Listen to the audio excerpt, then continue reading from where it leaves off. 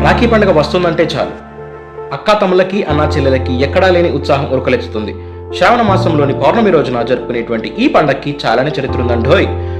ఒక స్టోరీ మనం చూసినట్టయితే మహాభారతంలో ద్రౌపది శ్రీకృష్ణుని మధ్య అన్నా చెల్లెల అనుబంధం అత్యంత గొప్పగా మనకు కనిపిస్తుంది. శిశుపాలుడిని శిక్షించేటువంటి సమయంలో శ్రీకృష్ణుడు తన సుదర్శన చక్రాన్ని ప్రయోగించినటువంటి సమయంలో ఆయనకు చూపుడు వేలకు గాయమై రక్తం ధారలా కారుతుందట. అది గమనించిన ద్రౌపది తన చీర కొంగును చింపి శ్రీకృష్ణుడి చూపుడు వేలకు కట్టిందంట. దానికి కృతజ్ఞతగానే ఎల్లవేళలా ఆమెకు అండగా ఉంటానని శ్రీకృష్ణుడు ద్రౌపదికి హామీ ఇస్తాడు. ఇక్కడి నుండే రాఖీ సాంప్రదాయం ప్రారంభమైందని కోకొల్లలుగా చెప్పుకుంటారు. రాఖీ అంటే కేవలం వివిధ రంగుల దారపు పోగుల ముడి మాత్రమే కాదు, ఇది రెండు హృదయాల మధ్యలో ఉండేటువంటి బంధం. ఇవే కాకుండా ఇంకా చాలా కథనాలు వాడుకలో ఉన్నాయి. మిమ్మల్ని ఆశ్చర్యపరిచే విషయం ఒకటి చెప్తాను వినండి. నాగర్ కర్నూలు జిల్లాలో చెట్టుకి కూడా రాఖీ కట్టే సాంప్రదాయం ఉంది.